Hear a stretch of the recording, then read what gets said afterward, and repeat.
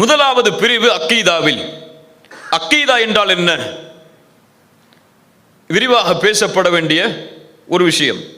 அக்கீதா என்றால் சுருக்கமாக அல்லாஹ்வுடைய தூதர் முஹம்மது ரசூலுல்லாஹ் ஸல்லல்லாஹு அலைஹி வஸல்லம் ஈமான் கொள்ளுமாறு கூறிய 6 நம்பிக்கைகளையும் அது சார்ந்து அமைந்திருக்கக்கூடிய எல்லா விவரங்களையும் முழுமையாக நம்பிக்கை கொள்வதுதான் அக்கீதா. அக்கீதா ஈமானுடைய 6 அம்சங்களையும் அது சார்ந்த அம்சங்கள் அனைத்தையும் உறுதியாக நிலையாக உள்ளத்திலே நம்பிக்கை கொள்வதுதான் ஈமான். அக்கீதா அல்லாஹ்வை நம்பிக்கை கொள்ளுதல், அது சார்ந்த அம்சங்கள்.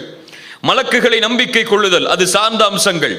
வேதங்களை நம்பிக்கை கொள்ளுதல், நபிமார்களை நம்பிக்கை கொள்ளுதல், மறுமையை நம்பிக்கை கொள்ளுதல், நன்மை தீமை அனைத்தும் அல்லாஹ்வின் தரப்பிலிருந்து தான் வருகிறது என்ற விதியை நம்பிக்கை கொள்ளுதல். இந்த 6 அம்சம் சார்ந்த அனைத்தையும் ஈமான் கொள்ளுதல் தான் அக்கீதா. இந்த அக்கீதா எந்த ஆலிமின் கருத்தில் வருவது? எந்த ஆலிமின் கருத்தில் வருவது? இந்த ஆலிமுடைய அக்கீதா இது, இந்த ஆலிமுடைய புரிதலில் இது ஒரு அக்கீதா, இது கொள்கை இது என்று பிரிக்க முடியுமா இந்த தீனில்? இந்த அக்கீதாவை பொறுத்தவரை இது குர்ஆன் சுன்னாவில் இருந்து நேரடியாக வருவது.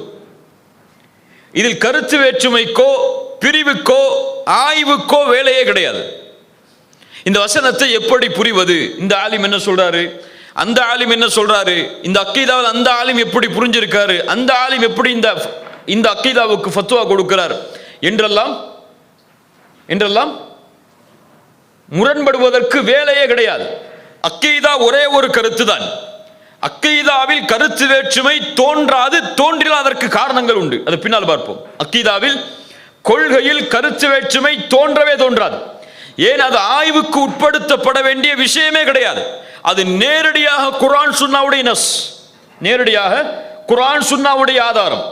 அதை ஒருவர் அப்படியே எடுத்து சொல்ல வேண்டுமே தவிர புரிதலை அங்கே கொண்டு வரக்கூடாது. அதனால் தான் ரசூலுல்லாஹி ஸல்லல்லாஹு அலைஹி வஸல்லம் இந்த சமூகம் தனக்குள் பிரியும் என்று சொல்லும் பொழுது ஒரே கூட்டம் தான் சொர்க்கம் செல்லும் என்று சொன்னார்கள். சொன்னார்களா இல்லையா? யூதர்கள் 71 கூட்டமாக பிரிந்தார்கள். நஸ்ரானிகள் 72 கூட்டமாக பிரிந்தார்கள். என்னுடைய சமூகம் 73 கூட்டமாக பிரியும். அதில் 72 கூட்டமும் நரகம் செல்லும், ஒரு கூட்டத்தை தவிர. ஏன் அந்த ஒரு கூட்டம் சொன்னாங்க? அந்த ஒரு கூட்டம் ஒரு கொள்கையில் தான் இருக்க முடியும், 2 கொள்கையில் இருக்க முடியாது. அந்த ஒரு கூட்டம் ஒரு கருத்தில் தான் இருக்க முடியும், 2 கருத்தில் பிரிஞ்சு போக முடியாது. அக்கீதா முஸ்லிம் சமூகத்திற்கு ஒன்றுதான், 2ஆக இருக்க முடியாது. ரசூலுல்லாஹி ஸல்லல்லாஹு அலைஹி வஸல்லம் இடத்திலே நபித்தோழர்கள் கேட்டார்கள், அல்லாஹ்வுடைய தூதரே அந்த ஒரு கூட்டம் யார்? ரசூலுல்லாஹ் சொன்னார்கள், அல் ஜமாஅ, ஜமாஅத்தோடு வசிக்கக்கூடியவர்கள். ரசூலுல்லாஹ் இடத்திலே மேலும் கேட்டார்கள், அந்த ஜமாஅத் யார்? மா அனா அலைஹி வ அஸ்ஹாபி, நானும் என் நபித்தோழர்களும் எந்த கொள்கையில் இருக்கிறோமோ அந்த கொள்கையில் இருக்கக்கூடிய கூட்டம். தெளிவா? ரசூலுல்லாஹ் என்ன சொல்லல? நான் இருக்கக்கூடிய கூட்டம் என்று மட்டும் சொல்லல, நானும் என் நபித்தோழர்களும் எந்த கொள்கையில் நிலைப்பாட்டில் இருக்கிறோமோ அந்த நிலைப்பாட்டில் இருக்கக்கூடிய கூட்டம் சொர்க்கம் செல்லும். மற்ற வழியில் இருக்கக்கூடிய எல்லா கூட்டங்களும் எதில் செல்லும்? நரகம் செல்லும். ரசூலுல்லாஹ் மேலும் சொன்னார்கள், பின்னால் வரும்பொழுது ஃபஸயரா இக்திலாஃபன் கஸீரா, அதிகமான கருத்து வேற்றுமைகளை நீங்கள் பார்ப்பீர்கள் கொள்கையில். ஃபஅலைக்கும் பிசுன்னதி வ சுன்னத்தில் குலஃபாஇர் ராஷிதீன் அல் மஹ்தியீன், அந்த நேரத்திலே என் வழிமுறையையும் என் கலீஃபாக்கள் எந்த வழிமுறையில் இருந்தார்களோ அந்த வழிமுறையையும் நீங்கள் பின்பற்றினால் ஃபஅது பின் நவாஜித், அதை கடவாய்ப்பற்களால் நீங்கள் பற்றிக் கொள்ளுங்கள் என்று அல்லாஹ்வுடைய தூதர் முஹம்மது ரசூலுல்லாஹ் ஸல்லல்லாஹு அலைஹி வஸல்லம் அவர்கள் சொன்னார்கள். இப்படி கொள்கையில் இந்த சமூகத்திலே ஏற்பட்ட பிளவுகள் தான் பல பிரிவுகள். ஷியாக்கள்,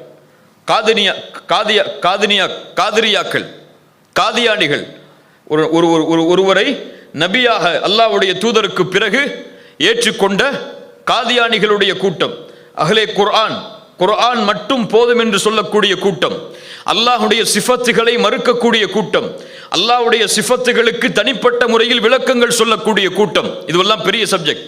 ஹவாரிஜிகள், முஅ்தஸிலாக்கள் என்று பிரியக்கூடிய பல கூட்டம் கொள்கையில் பிரிந்தது. ஆனால் கொள்கையில் நேர் வழியில் நான் இருக்கிறேன் என்று கண்டுபிடிக்க அளவீடு என்ன? ஒரு ஸ்கேல் இருக்கும். இந்த ஸ்கேலோடு நம்ம ஒப்பிட்டு பார்த்தா நான் கொள்கையில் உறுதியா இருக்கிறேன், கொள்கையில் சரியா இருக்கிறேன், என் கொள்கை சரிதான் என்று ஒத்துக்கொள்ளலாம். அது என்ன ஸ்கேல்? ரசூலுல்லாஹி ஸல்லல்லாஹு அலைஹி வஸல்லம் எந்த அளவீட்டை அந்த ஒரு கூட்டத்திற்கு அளவீடாக ஆக்கினார்களோ, அல்லாஹ்வுடைய தூதர் எந்த ஒரு அளவீட்டை கருத்து வேற்றுமைகள் வரும் பொழுது நீங்கள் இதை பற்றி பிடிங்கள் என்று சொன்னார்களோ அந்த அளவீடு. இந்த அளவீடு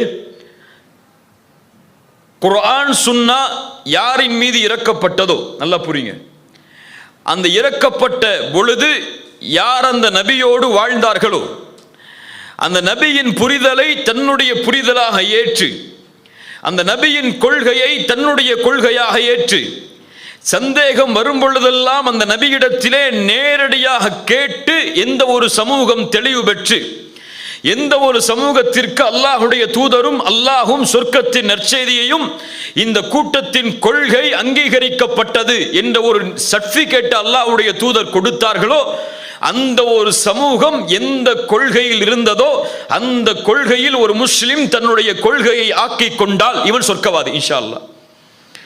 அந்த கொள்கையை விட்டு ஒரு சில அடி அவன் தடம் பிறண்டாலும் சரி, அல்லாஹ் பாதுகாப்பானாக, நரகத்தை நோக்கி தன்னுடைய பயணத்தை துவங்கி விட்டான் என்று அர்த்தம். எப்படி இதை புரிவது? அக்கீதா அல்லாஹ் சார்ந்தது, அல்லாஹுடைய தன்மைகள் சார்ந்தது, அல்லாஹ்வுடைய நம்பிக்கையில். அல்லாஹ் ரப்புல் ஆலமீன் அவனுடைய புத்தகம் அல் குர்ஆனிலே சொல்லுகிறான். உதாரணம் தான் இவையெல்லாம், இது நம்முடைய சப்ஜெக்ட் இல்லை, நீங்க புரிஞ்சு கொள்ளணுங்கிறதுக்காக இந்த விஷயத்தை சொல்றேன்.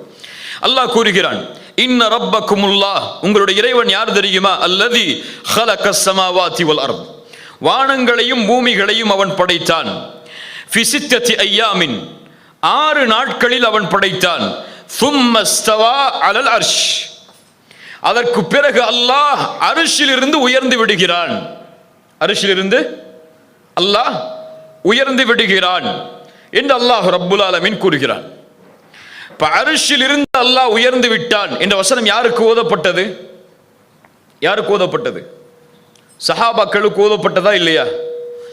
எதிலும் கேள்வி கேட்டு தெளிவு பெறக்கூடிய அந்த சமூகம் இந்த விஷயத்தில் கேள்வி கேட்டார்களா?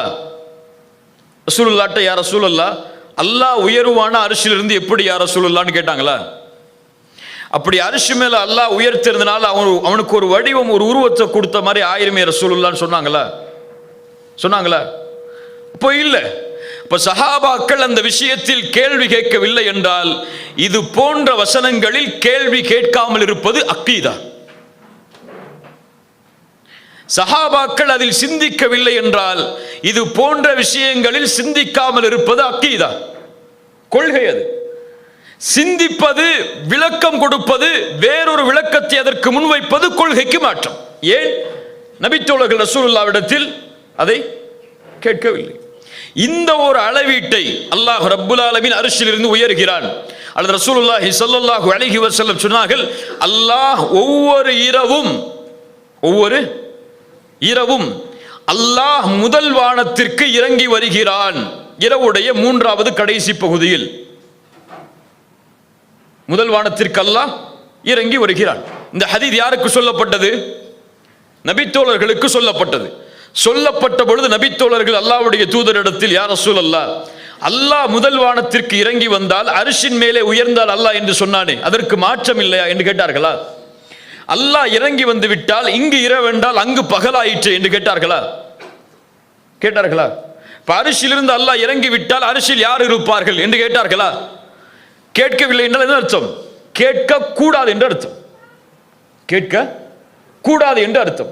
அது சஹாபாக்கள் சிந்திக்கவில்லை என்றால் சிந்திக்க கூடாது என்று அர்த்தம். அதற்கு சஹாபாக்கள் அல்லாஹ் இறங்கி வருகிறான் என்றால் அல்லாஹ்வுடைய அருள் இறங்கி வருகிறது என்று விளக்கம் சொல்லவில்லை என்றால் விளக்கம் சொல்லக்கூடாது என்று அர்த்தம். அதை அப்படியே ஏற்றுக்கொள்ள வேண்டும் என்றுதான் புரிய வேண்டும். இதை யார் அளவீடாக ஆக்கினார்கள்? நபித்தோழர்களுக்கு பின்னால் வந்தவர்கள் அல்ல. இந்த ஒரு கொள்கை நேர்கோட்டை உரசி பார்த்தவர்கள் நபித்தோழர்கள்.